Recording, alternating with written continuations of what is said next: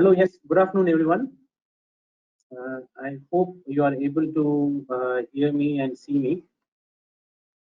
Now, today we are going to discuss about COVID. What impact has it had on obstetric practice? Uh, just one sec, please. Some technical glitch here.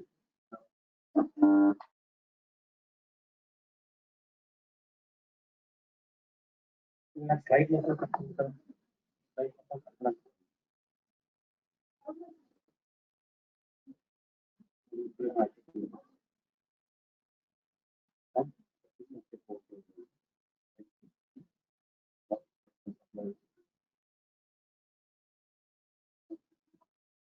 Right.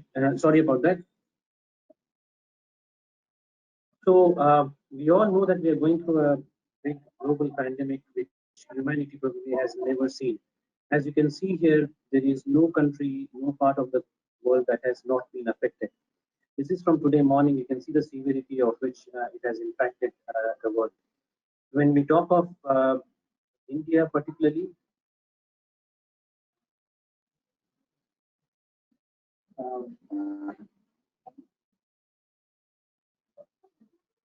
slide change out now.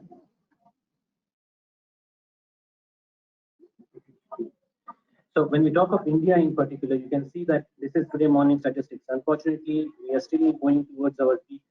We haven't yet plateaued, and we have already crossed 100,000 cases. Now, there is good evidence that healthcare workers are affected. Data from China shows that over 3,000 medical practitioners and healthcare workers have been affected.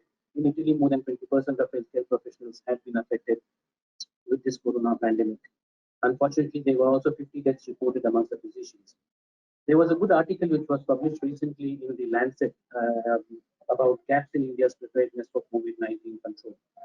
Now, what this article really highlights is, apart from the damage which corona is doing in terms of effect on the health, we have other issues also to deal with. And one of the issues is people escaping quarantine from hospitals. There is trust deficit which exists in the public health system. And there is also fear of isolation and stigma. We have seen how many abuses have happened against healthcare workers overall in India from across the country uh, in the media. And there's also the fact also remains that our infrastructure in health is not one of the best in the world.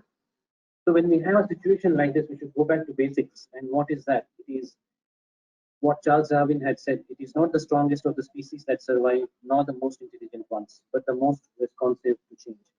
So we do have to change our practice. And as leaders in clinical practice, we have our own challenges. We not only have to treat patients but also have to protect our staff. We have to identify suspected cases, and we have to change the way we work. We have to be innovative at the same time because of restricted resources, because of the new pandemic which we are going through, and also because we are learning new things every single day. This also includes organization of facilities and administrative aspects which need overhaul. It cannot be business as usual. There should be new systems in place. There should be new ways of working, which we're still exploring as and when we are getting new information about this COVID pandemic. All hospitals should have referral pathways clearly laid out for for the patients which you face, and including those who are symptomatic and those who are asymptomatic.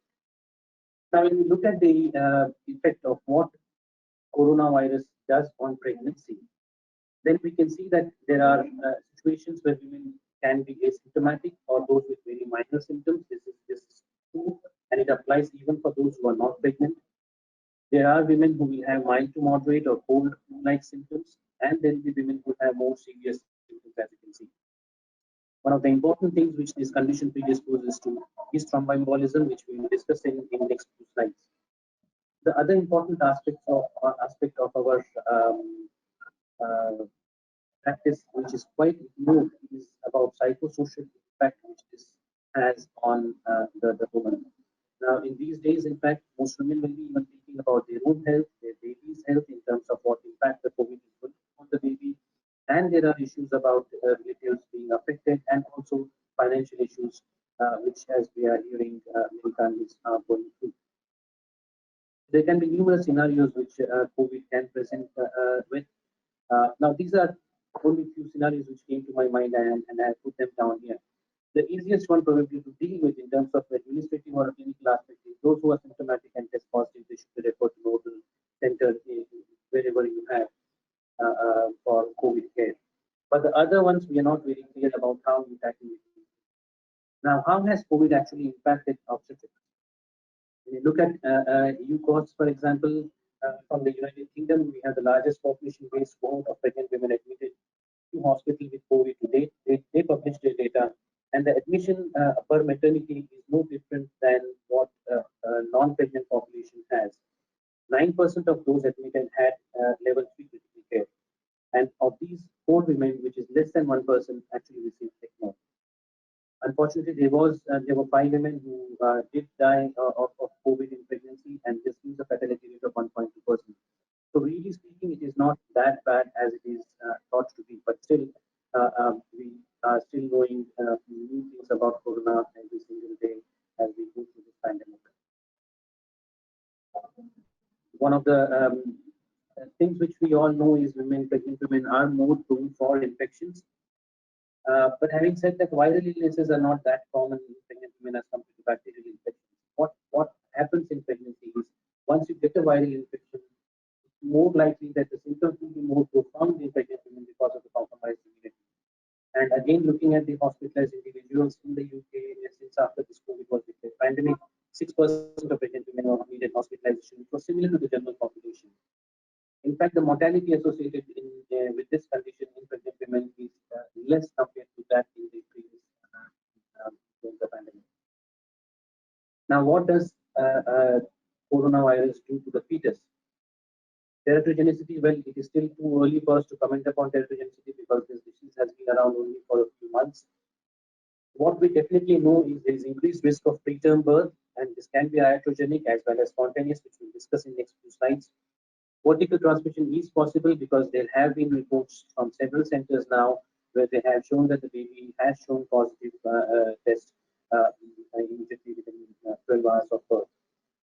Now, clinical practice and also from literature, I don't find any reason to believe that there is increased risk of miscarriage in women who have this infection. However, yes, there are many women coming for or requesting termination of pregnancy for other reasons, but spontaneous abortion is not that common, or it is not unusually different in women who are infected. Now, effect on the fetus or neonate, when we see again, 27% of women had a preterm birth, 47 of these were iatrogenic with genetic compromise, with someone who is suspected of or is proven to have COVID. Those women had termination of pregnancy electively, which contributed towards preterm birth or iatrogenic preterm birth. And 15% of needed because of genetic compromise. Now, there were 2 perinatal deaths which were not accounted for, and we don't know whether those were because of COVID itself or not. And 2.5% had positive, tested positive for SARS-CoV-2 in the first 12 hours of birth.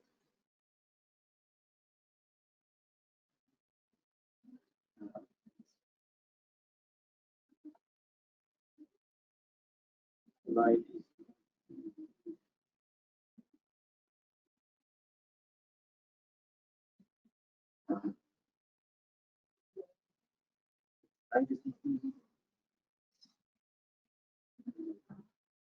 Try to move it on outcomes.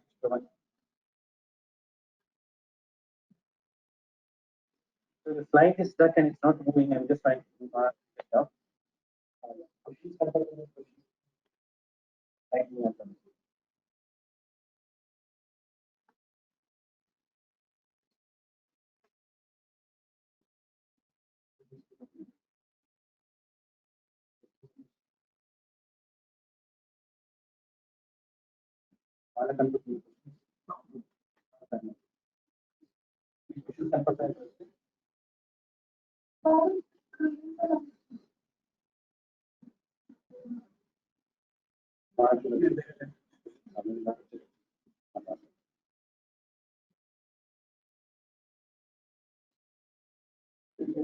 Sorry. So after having this, sorry about this technical glitch. Now, after having looked at what corona does to pregnant mother or pregnancy and what happens to neonate, we look at how it has impacted our obstetric services. Now, most important, obstetric services, as I said earlier also, it is not going to be business as usual. There is reorganization of services, and we have to look at providing antenatal care completely in a different way.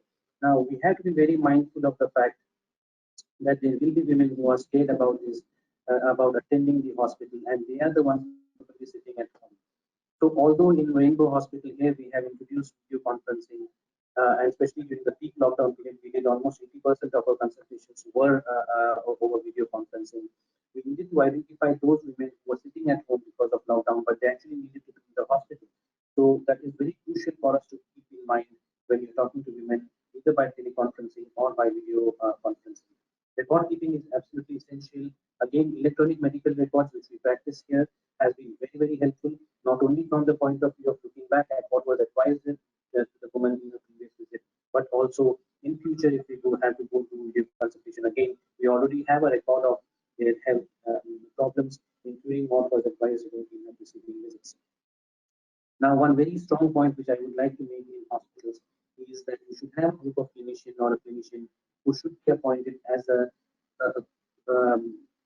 coordinating COVID task force kind of thing, where any issue which is related to COVID or anything which is suspected of COVID comes up, there should be a nodal point where you go to that committee and that gives you answers straight away, which should be available 24/7.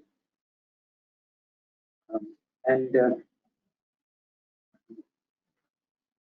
so it is important for us to have now in our hospital we have constituted a group of clinicians which does look at these issues, and we call them a COVID task force. Right,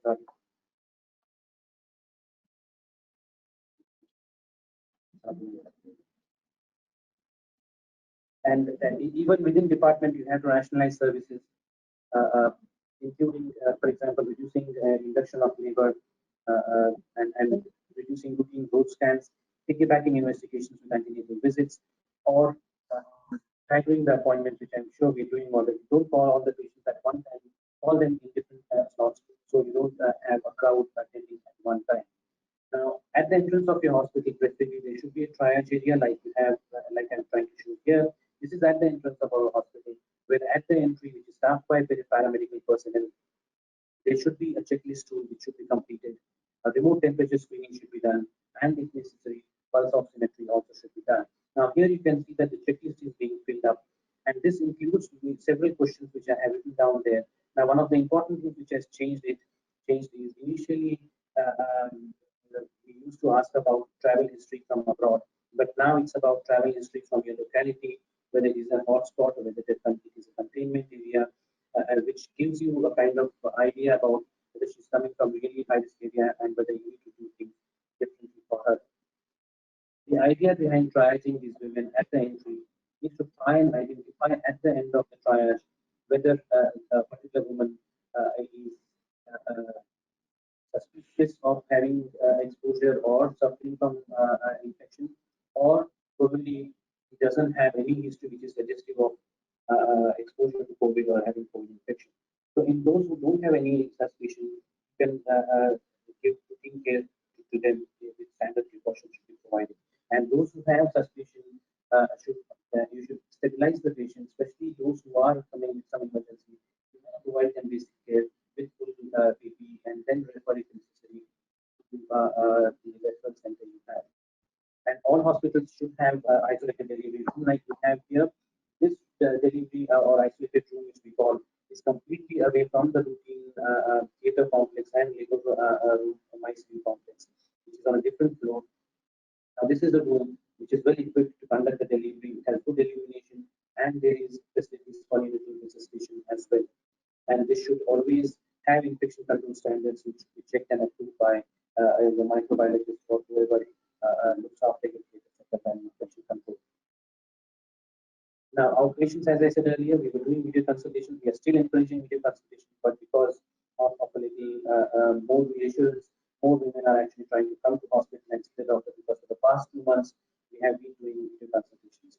Waiting hall arrangements also is important. I'm not going to go into details. All those basic things about social distancing hand hygiene. I'm not going to say because all of us already know about it. Now, those women who are suspected or confirmed to have COVID, most of them, as I said earlier, are being referred to and should be referred to regional center where supportive care will be provided. However, if you are faced with the emergency and it's an obstetric emergency and you're suspecting COVID, you cannot refer the patient and you don't think it is appropriate to refer in that particular scenario, then you must treat these women, provide basic care in that one of the isolated areas which you must have identified in your room in your hospital. And apart from respiratory rate, oxygen saturations, and numbers, you should also look at the trend. You should identify those who are decompensating so that you escalate the care quickly and try and give oxygen support to keep oxygen saturations more than 95, 94%. Radiological investigations should not be well done because of pregnancy. You can perform CTPA also along with other investigations. If you do CTPA, think of abdominal and other investigations can say most important is leukopenia or lymphopenia. Lymphopenia is important in this movement, which you should be looking out for. Then do not assume if someone comes with a pyrexia, do not assume and do not get panicky with the fact that it will be COVID-19. You must always think of other infections. Keep the threshold low for starting antibiotics in women present with pyrexia. Fluid management should be very meticulous because these women that we cannot afford any fluid overload because that might suddenly put them into pulmonary edema, oil and which will make compromise their lung functions even further. Prophylactic low molecular heparin must be given to all pregnant women, especially in those who don't anticipate delivery in the next 12 hours, in the subsequent 12 hours. Shortening pulmonary embolism also in those who are worsening hypoxia. Now, we all as obstetricians are always thinking about whether it is safe to use steroids for those with preterm labor. The answer is there is yet no evidence that causes any harm, even in the presence of COVID-19. Now, there is some conflicting evidence. I was reading in some anesthetic journals where they were actually saying that the steroids should not be given, but if you read the obstetric literature from reputed bodies, they are saying that you can give steroids for fetal unmaturity. So I don't think there is any great debate about it yet. From obstetric perspective, we should still give, but yes, you must inform the projects and anesthetists as well when you have given it. Now, important thing for you to recognize is if someone has moderate or severe COVID symptoms or severe COVID symptoms and doesn't have any pregnancy issue, she should still be put for and cared by in a multidisciplinary team, in a multidisciplinary hospital, preferably in the designated COVID center. What I'm trying to say is labor ward should not become by default a default location for all pregnant women. And in those who have any evidence of pyrexia, fever, or any evidence of infection, do blood cultures as well and have no threshold for starting antibiotics.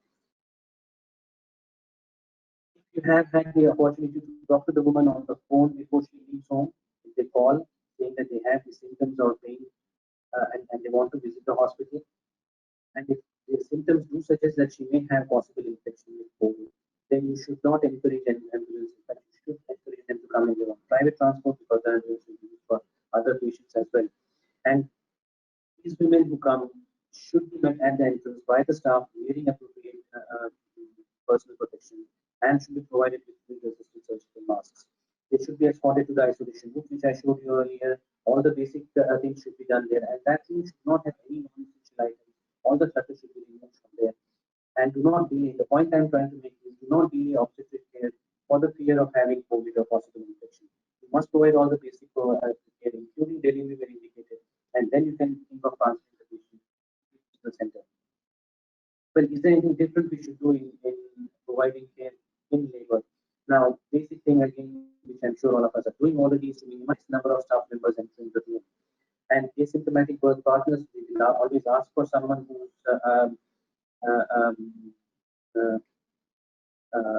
they want to be with during the labor process. We do encourage someone who's asymptomatic to be along with the neighboring woman. And the only thing is we encourage frequent hand washing for them. And we all know that labor is not considered an generating procedure. But having said that, we need to know and realize that it is a prolonged process, it's a long process labor, and therefore therefore the chances of increased exposure of both care providers is much more. And second thing is, there's always a potential for developing complications which can immediately convert into aerosol generating procedure. What I'm trying to say is, if there's something like a category 1 cesarean section, for example, or a postpartum hemorrhage, where someone needs to be rushed to theatre and we need to be given general anesthesia. So although labor itself is not aerosol generating, which is good, we can still keep in mind, we must always be mindful of the fact that any time it can convert into aerosol generating procedure. So all the team should be aware of someone who's in labor and also with the PPE available if one needs to go into operation theatre for any reason. Now, when you talk of care in labor, one of the things is continuous electronic keeping monitoring. Now, there is enough evidence from whatever 4 or 5 months of published literature in all the peer-reviewed journals which I have seen, is that there is increased risk of fetal hypoxia in labor in women who have COVID infection. So, continuous electronic keeping monitoring must be done. If at all you have the luxury of having a central electronic monitoring facility, that is further good, because that means that you reduce your number of visits. Look at the CPG in the labor room. But I don't think many centers in India are equipped with the central monitoring of continuous electronic monitoring. Metal observations must be done on oxygen saturations. Now, delayed cord clamping can still be practiced because there's no evidence that we need to clamp cord early in women who have those infections. Assisted vaginal delivery, whether we should be doing any instrumental delivery, well, that is only when you find that the woman is getting exhausted or she's looking breathless or anything which you're worried about. So long as second stage is progressing smoothly, I would encourage it to be continued as normal. In mind, always avoid prolonged labor and prolonged oxytocin infusion. This is particularly important in this context which we're talking, because you don't want to create emergencies. You don't want to have a situation where you've done prolonged labor or a prolonged oxytocin infusion and then end up having atopic PPH and general anesthesia, because then the whole purpose is doing, because once you have a general anesthesia given, you have now put everyone at risk of having a result generating procedure. So try and minimize the risk, be more proactive, be more active. Even when it comes to second and third stage of labor, do active management of third stage of labor to minimize the risk of postpartum hemorrhage. Carboplast should not be given as far as possible. Try and manage postpartum hemorrhage with methyl albumin, oxytocin, misoprostol, and stomach acid. These are the drugs which we usually give. Mode of the birth, well, there is no evidence to favor one mode of birth over another, which means vaginal delivery or cesarean section. Either way, it doesn't have any effect on the baby infected or even on the mother, for example. But yes, if there is respiratory condition of the mother doesn't allow you to have a vaginal delivery, then yes, cesarean section is something which you must do or must consider. And the vaginal secretions have been tested for COVID-19, the results have been negative. So there have been no COVID yet identified in vaginal secretions. Important thing is, those who are inpatients, those who are admitted in the hospital for any reason, or even postpartum women or post-section women, they may appear asymptomatic at the time of admission or at the time of birth, but in the following days of staying in the hospital, they might start showing symptoms. So your staff on the ward and you yourself as a clinician must always be mindful of the fact that these women, you should be on the alert to identify anything which you think is not normal, a recovery post-pregnancy or even the admission period if the patient is continuing. And you should not delay them giving antibiotics to women with fever or PPR.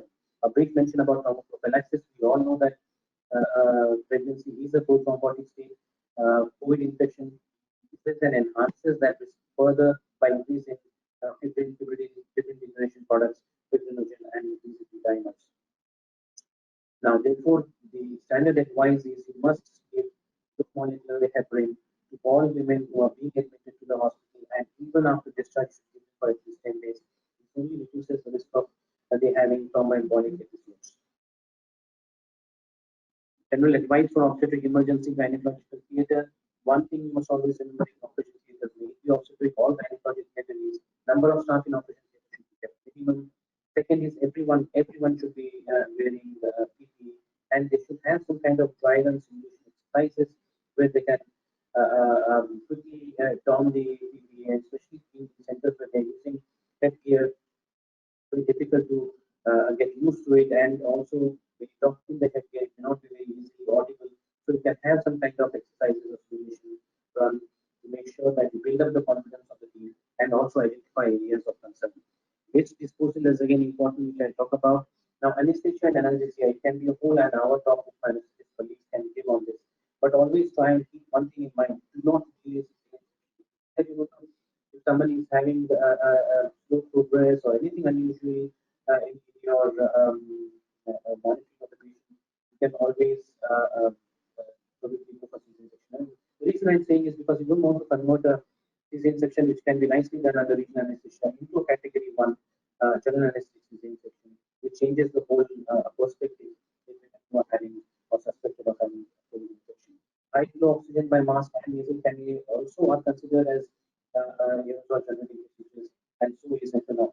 So Entonox should be suspended, and must always try and do whatever level of procedure you're doing in regional anesthesia. Maybe it is a good idea encouraging epidural anesthesia, so in case we have to go for cesarean and to still help avoiding general anesthesia, because talking up will not take much of the time. Just a brief mention about cleaning and maintenance of facilities and medical equipment. All these surface cleaning and disinfection should be controlled, should be done by alcohol-based. Chlorine-based solutions, I'm sure all the hospitals are having. We use 1% sodium hypochlorite solutions here. So the blood which you will be sucking or amniotic fluid which is being sucked out, that should go in a container which already has 1% sodium hypochlorite solution, and the contact period is advisable needs to be at least 30 minutes for it to get disinfected. And even your floor mopping, or surface disinfection should be very meticulous, which your duty in charge should be doing. We have data team which looks to do all these things. And air can be sterilized by fumigation, plasma sterilizers, and alcohol lamps, and people who have laminar flow or that also is quite effective in sterilizing the theater environment. Now, brief mention about testing. Ideally, all patients should be tested prior to surgery. That is what we as clinicians would always wish, and we would really want that to happen. But it all depends upon local resources and local protocols laid down by the government and the other agencies. Antibody testing, it can confirm that someone is exposed previously to coronavirus, but may not necessarily be for SARS-CoV-2. And it can be positive while the patient is still infected.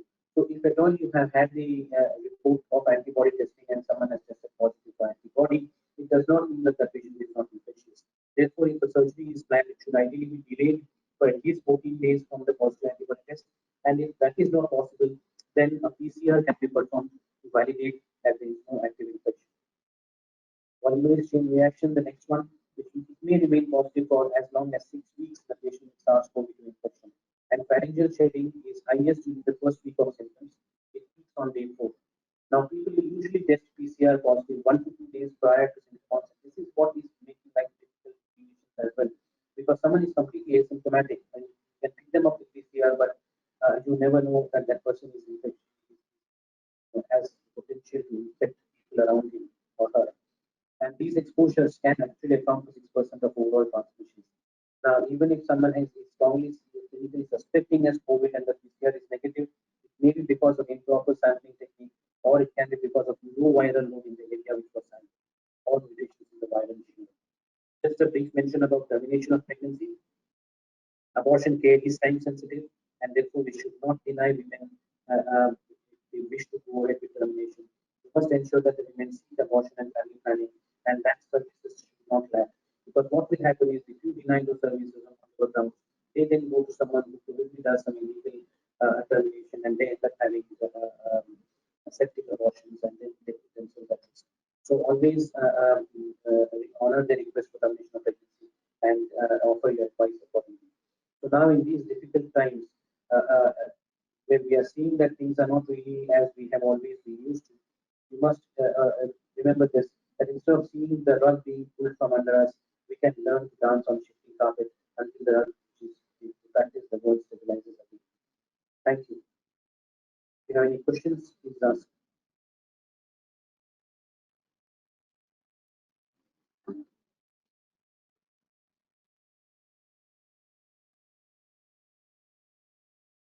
Shift